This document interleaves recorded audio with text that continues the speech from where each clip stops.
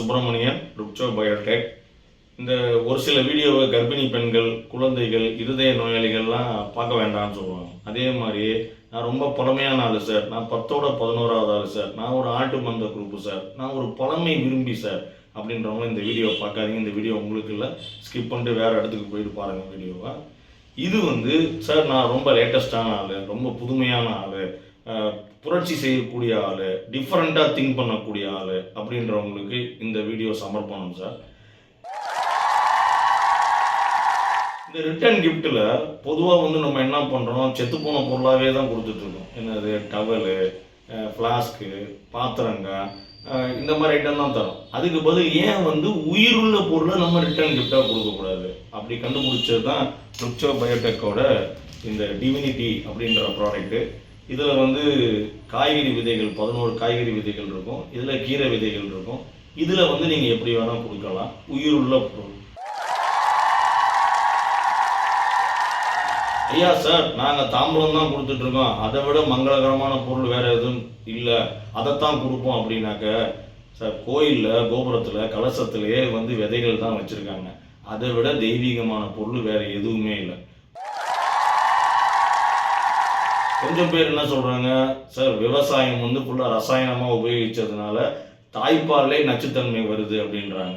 ஏன் நீங்கள் இந்த விதையை கொடுங்க, உங்கள் மாடி தோட்டத்திலேயோ பின்னாடி இருக்கிற தோட்டத்திலேயோ வளங்க, பூச்சி மருந்தோ நோய் மருந்தோ அடிக்காமல் வளர்த்து விடுங்க, நச்சுத்தன்மை இல்லாத நல்ல உணவை ஆரோக்கியமான உணவை சாப்பிடுங்க.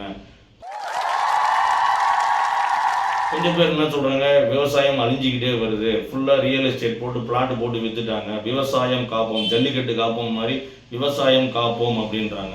நல்லா காப்பாற்றுங்க சார், இந்த மாதிரி விதைகளை கொடுங்க. விவசாயத்தை விவசாய நிலத்தில் மட்டும்தான் பார்க்கணும்னு இல்லை சார், நம்ம வீட்டிலையும் பார்க்கலாம். விவசாயத்தை வீட்டுக்கு கொண்டு வாங்க சார். அது போக இல்லாமல் இளைய தலைமுறைக்கு இந்த மாதிரி விதைகளை கொடுத்து இது எப்படி போடணும், எப்படி வளர்க்கணும், இதில் பூச்சி வந்தால் நோய் வந்தால் இயற்கை முறையில் எப்படி கட்டுப்படுத்தணும், இதுக்கெல்லாம் நாங்கள் சொல்லித்தரோம். கற்றுக்கிட்டவங்களும் இளைய தலைமுறைக்கு விவசாயத்தை கொண்டு வாங்க. கொஞ்சம் பேர் சார் மாசு ஃபுல்லாக கெட்டு போச்சு சார், தண்ணி கெட்டு போச்சு, எல்லாம் கெட்டு போச்சு, அதனால் நாங்கள் 1 லட்சம் மரக்கன்று நட போகிறோம். Super idea sir. 1 லட்சம் மரக்கன்று நட முடியாதவங்க 1 லட்சம் பேருக்கு இதை கிஃப்டாக கொடுங்க சார். 1 லட்சம் பேருக்கு முடியலனாலும் உங்கள் ஃபங்க்ஷனில் ஒரு 200 பேருக்காவது இதை கிஃப்டாக கொடுங்க. விவசாயத்தை காப்பாற்றுங்க, அடுத்த தலைமுறைக்கு விவசாயத்தை கற்றுக் கொடுங்க, நச்சில்லாத உணவை சாப்பிடுங்க, செத்துப்போன பொருளை தராதிங்க. இது என்னுடைய தாழ்மையான வேண்டுகோள். இது சார் எவ்வளோ சார் ஆகும்னாக்க, குறைஞ்சது 25 ரூபாயிலேருந்து ஆரம்பிக்குது சார் பட்ஜெட்டு. 500 ரூபாய் வரைக்கும் கொடுக்கலாம். இந்த விதைக்கு உண்டான இயற்கை உரம், பூச்சி மருந்து, இயற்கை நோய் மருந்து இதெல்லாம் கலந்து கூட கொடுக்கலாம். 25லேருந்து ஆரம்பித்து 500 ரூபாய் வரைக்கும் கொடுக்கலாம்.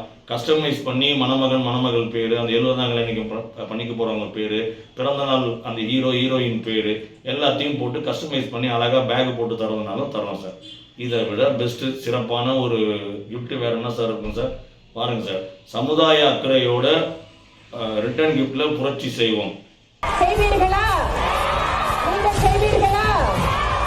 I request hereby all the revolutionary persons with social interest to give this as a return gift.